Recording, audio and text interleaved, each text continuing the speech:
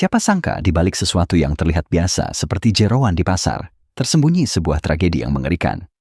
Peristiwa ini terjadi di sebuah kompleks perumahan di distrik Donghae, kota Baotao, Mongolia Dalam, Cina. Tepatnya pada sore hari tanggal 25 Februari 2017, seorang pria melapor ke polisi bahwa adiknya, Xiao Qiang, beserta keluarganya telah menghilang.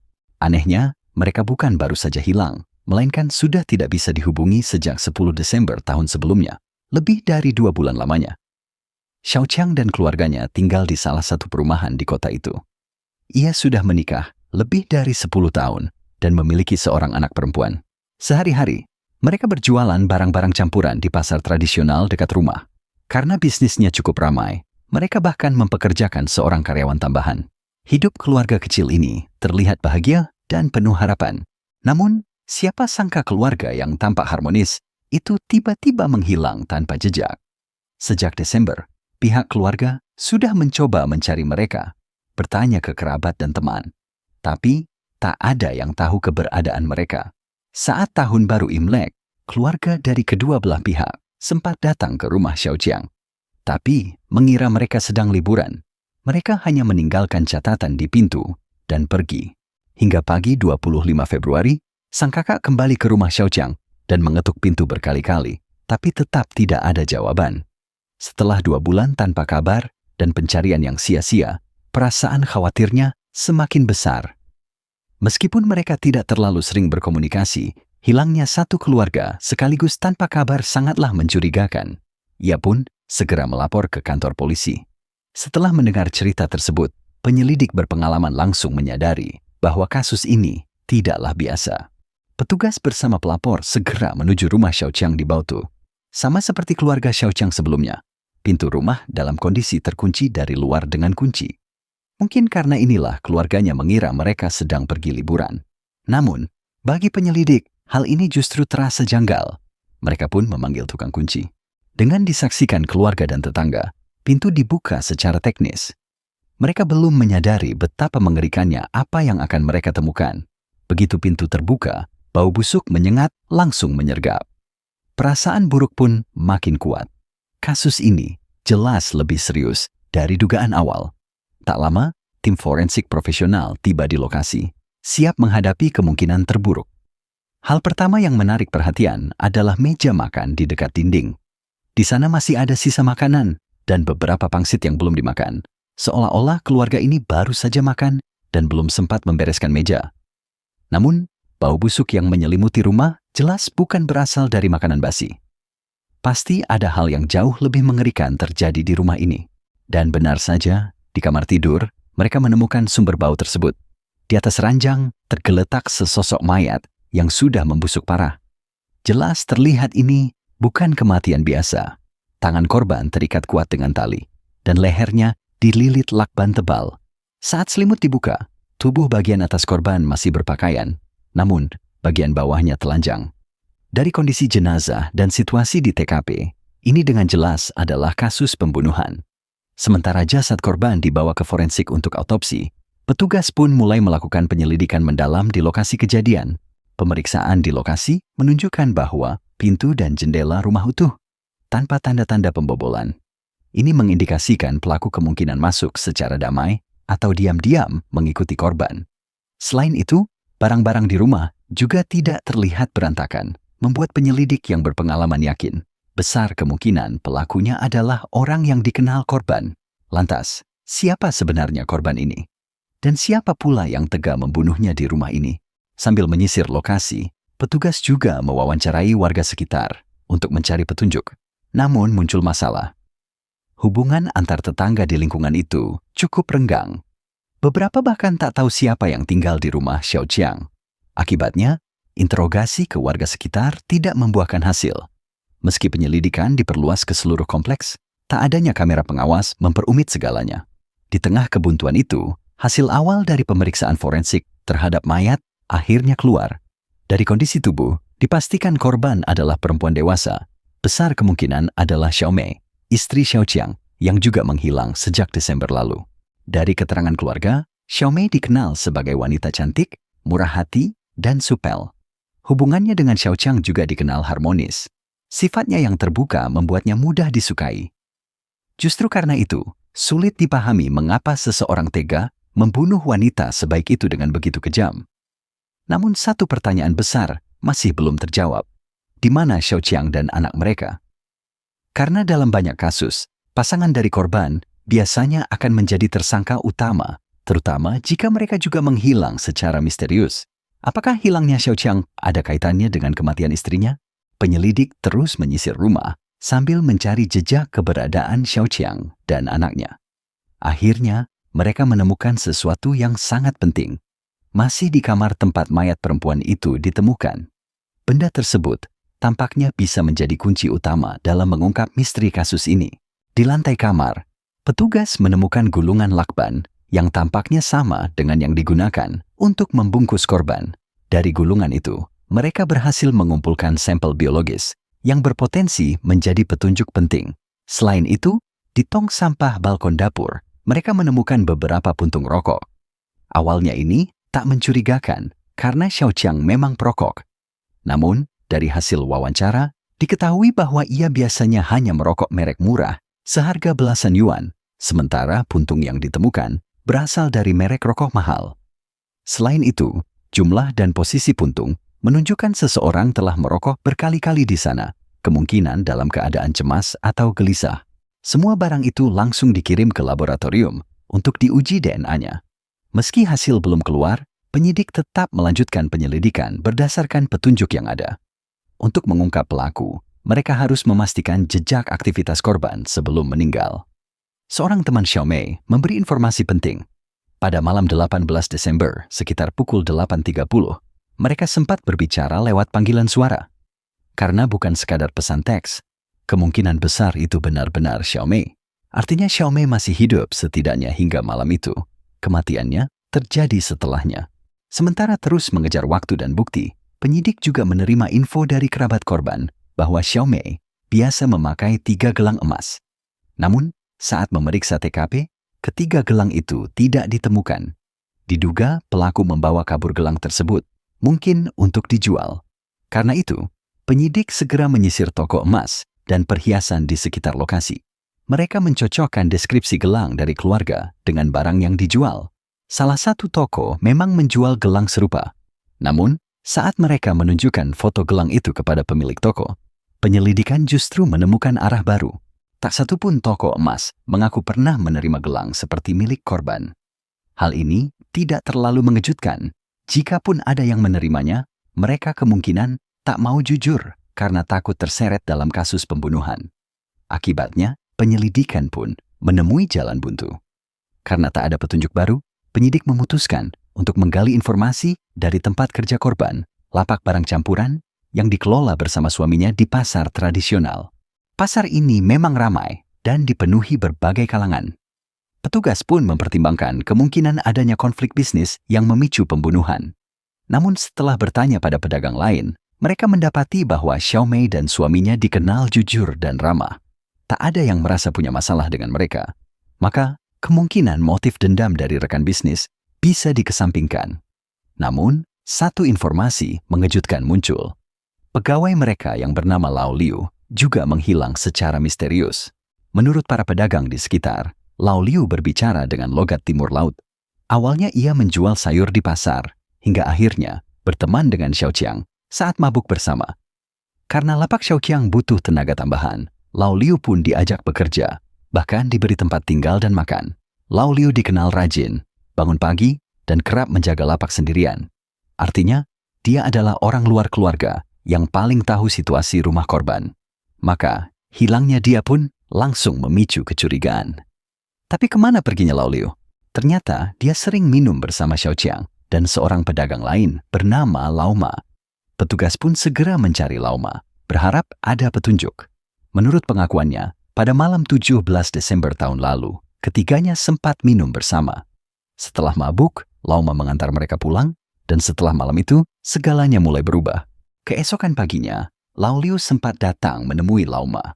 Ia bilang tasnya tertinggal di mobil Lao Ma, dan di dalamnya ada uang hasil dagangan hari sebelumnya. Lao Liu juga sempat mengatakan bahwa ia dan Xiao Qiang berencana membeli truk kecil untuk bisnis angkut batu tambang. Namun, sejak tanggal 18 Desember itu, Lauma tak pernah lagi melihat Xiao Qiang maupun keluarganya. Penyidik pun menambahkan nama Lao Liu ke dalam daftar orang yang harus dicari. Tapi mengejutkannya, tak satu pun pedagang di pasar tahu identitas asli Lao Liu. Bahkan nama lengkap atau asal kampung halamannya pun tak ada yang tahu. Mereka hanya tahu dia berlogat daerah dan berasal dari luar kota. Kerahasiaan identitas Lao Liu begitu ekstrem hingga dianggap sangat mencurigakan. Cara dia menyembunyikan dirinya membuat polisi yakin bahwa dia mungkin menyimpan rahasia besar. Tapi karena tak ada jejak kemana ia pergi, penyelidikan mulai menemui jalan buntu. Hingga akhirnya, tim penyidik lain membawa kabar penting. Xiao Qiang ternyata menyewa sebuah rumah kecil di dekat pasar. Tempat ia biasa merebus jeroan kambing untuk dijual. Polisi segera menuju lokasi tersebut. Begitu melangkah masuk ke rumah itu, insting para penyidik berpengalaman langsung tersentak. Mereka merasa misteri hilangnya keluarga ini akan segera terungkap. Tapi anehnya, setelah menyisir seluruh sudut rumah dan halaman, tak ditemukan satupun jejak Xiao Qiang, anaknya, maupun Lao Liu. Apakah mereka keliru? Saat itulah mereka mulai merasa ada kejanggalan. Di Baotou yang dingin dan bersalju, warga biasanya memiliki lubang penyimpanan sayur, semacam gudang bawah tanah di halaman rumah. Namun, di rumah itu tak ditemukan pintu atau akses menuju lubang penyimpanan tersebut. Salju memang menutupi seluruh permukaan halaman, dan tim bahkan sudah mengeruk semua salju. Tapi tak satu pun pintu gudang terlihat. Ketiadaan lubang penyimpanan ini justru semakin mencurigakan karena seharusnya ada, tapi tampak seperti disembunyikan dengan sangat sengaja. Setelah mewawancarai tetangga sekitar, penyidik mendapat kepastian bahwa rumah kecil itu memang memiliki lubang penyimpanan bawah tanah, sayuran. Pertanyaannya, di mana letaknya? Di saat krusial itu, salah satu petugas menyadari ada area mencurigakan di halaman. Memang benar, dalam penyelidikan, detail sekecil apapun bisa menjadi kunci. Setelah membersihkan tumpukan barang di sekelilingnya, akhirnya pintu kayu yang menutupi lubang itu pun terlihat. Saat dibuka, bau busuk kembali menyergap, tanda kuat bahwa tempat itu bisa jadi TKP lainnya. Awalnya tak ditemukan mayat di dalam lubang, hanya banyak sampah seperti plastik, karung rusak, dan papan kayu lapuk. Namun saat mereka masuk lebih dalam dan membuka salah satu lapisan kain busuk, tampaklah sesosok mayat pria yang sudah membusuk parah. Jelas, pria itu sudah lama meninggal. Rumah ini pun langsung dijadikan pusat penyelidikan. Tak berhenti di situ, di dalam salah satu kamar rumah, mereka menemukan lagi sebuah jasad di dalam laci tempat tidur. Setelah melakukan tes DNA dan mencocokkannya dengan data keluarga, dipastikan bahwa ketiga jasad yang ditemukan adalah Xiao Qiang, istrinya Xiao Mei, dan anak perempuan mereka. Kasus ini begitu besar dan mengerikan. Bahkan para penyidik yang sudah belasan tahun bertugas pun hampir tak percaya. Berdasarkan semua bukti, keberadaan Lao Liu, pegawai yang menghilang, menjadi kunci utama. Ia diduga kuat terlibat langsung dalam kematian satu keluarga ini. Petugas kembali mewawancarai pedagang di sekitar pasar. Barulah terungkap sejumlah keanehan dari Lao Liu. Misalnya, ia selalu menolak difoto. Bahkan jika ada yang tak sengaja memotret, ia akan memaksa orang itu menghapusnya di hadapannya. Selain itu, banyak pedagang perempuan mengaku bahwa Lao Liu sering mencari alasan untuk menyentuh tangan mereka dengan dalih berjabat tangan. Ketertarikannya yang aneh dan agresif terhadap wanita membuat kecurigaan terhadap dirinya semakin besar. Sayangnya, baik rumah Xiao Qiang maupun rumah kontrakan dekat pasar tidak dilengkapi kamera pengawas. Dua lokasi, yakni rumah Xiao Qiang dan rumah kontrakan dekat pasar, merupakan tempat aktivitas rutin Lao Liu. Namun keduanya juga menjadi TKP pembunuhan. Itu sebabnya, bukti biologis yang ditemukan di dua lokasi itu tidak cukup kuat sebagai bukti utama. Karena kehadiran Lao Liu di sana dianggap wajar. Untuk menetapkan dia sebagai pelaku, penyidik harus menemukan bukti biologis di tubuh korban. Hasil otopsi menyebutkan ketiga korban tewas akibat dicekik hingga mengalami asfiksia mekanis. Selain barang bukti dari TKP, tim forensik berhasil mengambil lebih dari 100 sampel biologis dari tubuh korban. Setelah proses analisis selama 48 jam, hasilnya jelas. DNA milik Lao Liu cocok dengan bukti dari jasad korban. Tambahan lagi, DNA miliknya juga ditemukan pada puntung rokok di lokasi kejadian, semakin memperkuat bahwa Lau Liu adalah tersangka utama. Namun, yang masih menjadi misteri besar adalah apa sebenarnya yang mendorong pria yang dikenal rajin dan pendiam ini melakukan pembunuhan begitu kejam. Motif pembunuhan biasanya berkisar antara cinta, dendam, uang, atau impuls sesaat. Dari penyelidikan, ditemukan bahwa rekening bank pasangan suami istri itu tidak menunjukkan transaksi mencurigakan. Tidak ada uang yang ditarik atau hilang, sehingga motif perampokan bisa disingkirkan. Dikaitkan dengan perilaku menyimpang Lau Liu terhadap perempuan, polisi menduga ia mungkin menaruh minat atau bahkan niat jahat pada Xiaomei. Mungkin ia menyukai Xiaomei diam-diam dan melampiaskan kemarahannya saat ditolak atau gagal mendekatinya. Selain 3 gelang emas, ponsel milik anak korban juga hilang. Tim forensik akhirnya berhasil merekonstruksi sidik jari lengkap milik Lau Liu. Dengan kombinasi data DNA dan sidik jari, pencarian Lau Liu pun diperluas secara nasional. Tapi hasilnya mengejutkan. Tak ditemukan satupun data yang cocok. Identitas asli, tempat lahir, bahkan catatan kependudukan Lau Liu, semuanya nihil. Dia seperti orang yang tak pernah ada. Akhirnya, polisi mengubah strategi. Berdasarkan deskripsi para pedagang pasar, mereka membuat sketsa wajah Lau Liu. Setelah berkali-kali diperbaiki, mereka mendapatkan gambar yang diakui mirip oleh semua saksi. Sketsa itu segera dimasukkan ke dalam database wajah nasional untuk pencocokan. Seperti yang sudah diduga, pencocokan wajah Lau Liu di database nasional tak membuahkan hasil. Polisi akhirnya harus kembali ke metode paling dasar dan memakan waktu, membawa sketsa wajahnya dan menyisir satu persatu penginapan murah, rumah sewa, dan kos-kosan di seluruh kota. Sayangnya, usaha besar ini juga tidak menghasilkan petunjuk berarti. Mereka bahkan menelusuri tempat yang sering dikunjungi Lau Liu, seperti tukang cukur dan pemandian umum. Hasilnya tetap sama. Tak ada jejak identitas asli yang ditinggalkan Lau Liu dimanapun. Saat penyelidikan nyaris buntu, tim lain yang menyisir sistem transportasi umum, khususnya taksi dan bus, membawa kabar baru. Mereka menemukan sebuah gambar mencurigakan dari kamera taksi. Rupanya, setiap kali argo dinyalakan, taksi di Baotou otomatis mengambil foto penumpangnya. Dari ribuan rekaman, akhirnya ditemukan foto samping wajah penumpang yang diduga adalah Lau Liu. Penelusuran lebih lanjut dari taksi lain akhirnya mendapatkan foto wajahnya secara utuh. Para pedagang pasar mengonfirmasi bahwa pria dalam foto itu memang Lau Liu yang menghilang. Kini polisi akhirnya tahu wajah asli Lau Liu, tapi hanya punya foto tak cukup untuk menemukan keberadaannya. Berdasarkan pola pergerakan, diperkirakan Lau Liu sudah lama meninggalkan Baotou. Polisi lalu mengalihkan fokus ke periode antara akhir Desember hingga awal Januari dan mulai menyisir seluruh stasiun kereta dan terminal bus. Mereka mencari pria berusia sekitar 50 tahun dengan logat Timur Laut, termasuk menyaring semua penumpang laki-laki yang berasal dari Provinsi Timur Laut dan wilayah timur Mongolia Dalam. Bahkan setelah memeriksa seluruh rekaman CCTV stasiun, hasilnya tetap nihil. Akhirnya, semua data dan bukti dikirim ke kepolisian di seluruh penjuru negeri. Tak lama, harapan pun datang dari kota Yangquan, Provinsi Shaanxi.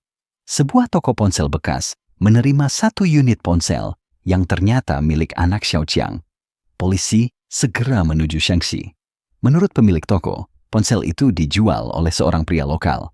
Sayangnya, karena waktunya sudah lama dan pelanggan toko cukup banyak, sang pemilik hanya mengingat sedikit tentang orang itu.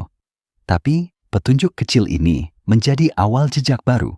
Meski pemilik toko ponsel tak bisa mengingat ciri fisik penjual, polisi mendapati lokasi toko berada di dekat stasiun kereta, area padat, rawan, dan ramai orang dari berbagai daerah.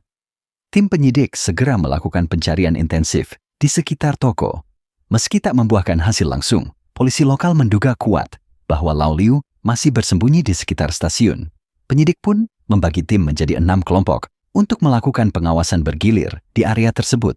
Hingga akhirnya, pada 8 Maret 2017 pukul 17.00, seorang pria bersepeda menarik perhatian petugas karena sangat mirip dengan tersangka. Benar saja, saat diamankan, pria itu langsung mengakui telah membunuh 3 orang di Baotou. Namun, namanya ternyata bukan Lau Liu, melainkan Wu Daguo, pria berusia 50 tahun, asal Heilongjiang. Ia kehilangan KTP Saat merantau ke Baotou 2 tahun sebelumnya, lalu bekerja di lapak Xiaoqiang, kecantikan Xiaomei membuat Wu Daguo menyimpan niat jahat. Malam 17 Desember, setelah mabuk, niat buruknya diketahui oleh Xiaoqiang dan terjadi pertengkaran. Dalam kondisi teler dan brutal, Wu membunuh Xiaoqiang dan anaknya, lalu pergi ke rumah mereka, memperkosa dan membunuh Xiaomei. Setelah ditangkap, Wu Daguo menangis dan mengaku menyesal. Tapi apakah dia menyesal membunuh atau hanya menyesal tertangkap? Melihat bagaimana dia menutupi identitasnya selama ini, besar kemungkinan ini bukan kejahatan pertamanya. Barangkali ia menyimpan sejarah kelam lainnya. Rasa suka pada lawan jenis bukanlah kesalahan, tapi manusia dibedakan dari binatang karena punya akal, etika, dan hukum. Menyukai seseorang itu wajar. Tapi jika keinginan itu disalurkan dengan cara jahat, maka yang menanti hanyalah hukuman dan hinaan masyarakat. Penyesalan Wu Daguo tak bisa mengembalikan nyawa satu keluarga yang dibantai secara keji. Kasus ini menjadi pengingat dalam bekerja sama atau mempekerjakan seseorang. Penting untuk tahu latar belakang dan kepribadiannya. Jangan hanya menilai dari tampang atau sikap luar. Hukum adalah batas yang tak boleh dilanggar. Kejahatan, cepat atau lambat, akan terungkap, dan tak ada alasan yang cukup untuk membenarkan tindakan kriminal. Semoga kisah pilu ini jadi peringatan keras bagi semua. Jangan pernah remehkan bahaya tersembunyi di balik wajah yang tampak biasa.